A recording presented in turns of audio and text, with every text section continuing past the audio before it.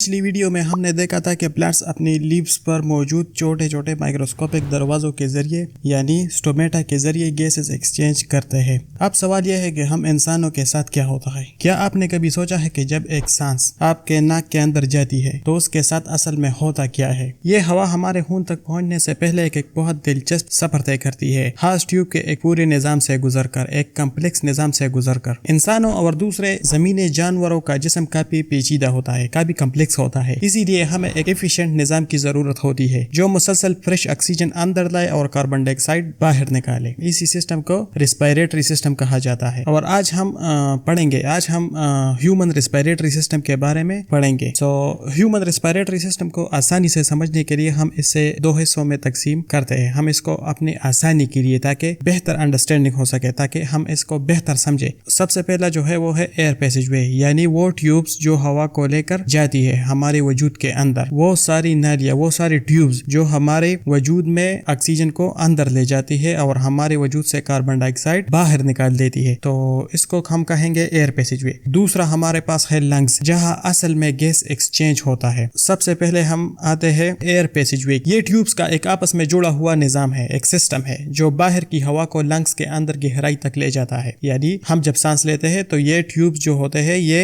Air passage वे में जो tubes होते हैं, जो नालियां होती है, ये उस एयर को हमारे लंग्स तक पहुंचाती है और फिर इस्तेमाल शुदा हवा को यानी कार्बन डाइऑक्साइड को वापस बाहर धकेल देता है। यानी ऑक्सीजन को ये रास्ता फराहम करते हैं, ऑक्सीजन को हमारे लंग्स तक पहुंचाते हैं और हमारे लंग्स में मौजूद कार्बन डाइऑक्साइड को हमारे वजूद से बाहर निकालते हैं। अब ऑक्सीजन के इस सफर को स्टेप बाय स्टेप समझते हैं कि कैसे ये हमारे लंग्स तक पहुंचता है। परस करें आप एक छोटा सा ऑक्सीजन मॉलिक्यूल है। आइए देखते हैं कि आपका रास्ता क्या होगा और रास्ते में आने वाले हर स्ट्रक्चर को थोड़ा तफसील से समझते हैं। तो सबसे पहले आप एज ऑक्सीजन मॉलिक्यूल आप नोस्ट्रिल के अंदर दाखिल होते हैं। अब नोस्ट्रिल क्या है? ये नोस्ट्रिल दरअसल नोस के वो दो छोटे सुराख है जो बाहर से नजर आते हैं और जिनसे हम सांस अंदर और बाहर करते हैं। इसी नोस्ट्रिल के जरिए हवा अंदर जाकर नजल कैविटी में पहुंचती है। नजल कैविटी दरअसल नाक के अंदर का वो खाली हिस्सा है जहां हवा को लंग्स तक जाने से पहले तैयार किया जाता है। इसी खाली हिस्से में छोटे छोटे बाल होते हैं और साथ में एक चिपकने वाला मादा भी होता है जिसे म्यूकस कहते हैं। ये बाल और म्यूकस मिलकर एक फिल्टर की तरह काम करते हैं, यानी ये डस्ट और जंप को हवा के साथ आगे जाने से रोक लेते हैं। इसी हिस्से में मौजूद ब्लड वेसल्स हवा को थोड़ा गर्म और नम भी कर देती है ताकि ये ठंडी और खुश्क हवा लंग के लिए नुकसानदेह ना हो। इस बात को समझने के बाद अब आप पेरिंग्स में दाखिल होते हैं, यानी ऑक्सीजन मॉलिक्यूल अब पेरिंग्स में दाखिल होती है जो तकरीबन 4.5 इंच लंबा एक मस्कुलर रास्ता है, एक मस्कुलर ट्यूब है, यानी मसल से बना हुआ एक ट्यूब होता है। इंटरेस्टिंग बात यह है कि खुराक और हवा दोनों इसी रास्ते को इस्तेमाल करते हैं। इसके बाद ऑक्सीजन मॉलिक्यूल लेरिक्स में पहुंचते हैं। ऑक्सीजन मॉलिक्यूल यानी आप लेरिक्स में पहुंचते हैं, जिसे आम जुबान में वॉइस बॉक्स भी कहा जाता है क्योंकि यही से हमारी आवाज पैदा होती है। लेकिन यहाँ एक आम मसला पैदा हो सकता है, चूंकि खुराक और हवा दोनों इसी रास्ते से गुजरते हैं, तो खुराक को गलती से विंड पाइप में जाने से कैसे रोका जाए। इसी मसले को हल करने के लिए एक खास स्ट्रक्चर मौजूद होती है जिसे एपिग्लोटिस कहते हैं। इसे समझने के लिए सोचे कि हम किसी बर्तन को खुला छोड़ दें तो उसमें कुछ भी गिर सकता है, लेकिन अगर हम उस पर एक ढक्कन यानी लिड लगा दें तो वो बर्तन महफूज हो जाता है। बिल्कुल इसी तरह एपिग्लोटिस एक लिड की तरह ग्लोटिस के ऊपर मौजूद होती है, यानी एक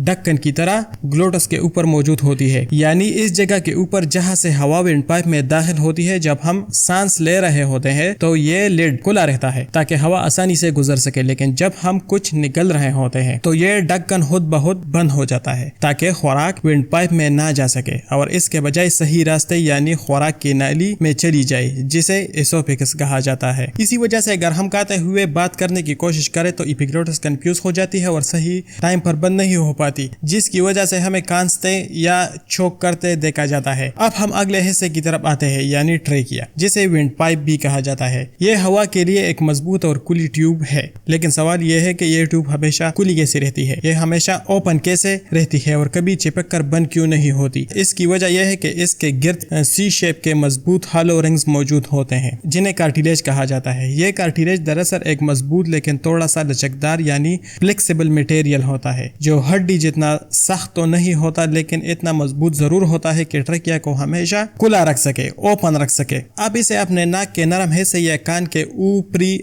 حصے سے موازنہ کر سکتے ہیں جو دبانے پر تھوڑا مڑ تو جاتا ہے لیکن اپنی شیپ واپس بھی لے آتا ہے۔ اسی خاصیت کی وجہ سے یہ سی شیپ رنگ ٹریکیا کو ہمیشہ کھلا اور مضبوط رکھتے ہیں تاکہ ہوا کا راستہ کبھی بند نہ ہو۔ آگے جا کر ٹریکیا دو چھوٹے ٹیوبز میں تقسیم ہو جاتی ہے، ڈیوائیڈ ہو جاتی ہے، جنہیں برونکائی کہتے ہیں، ایک ہر لنگ کے لیے۔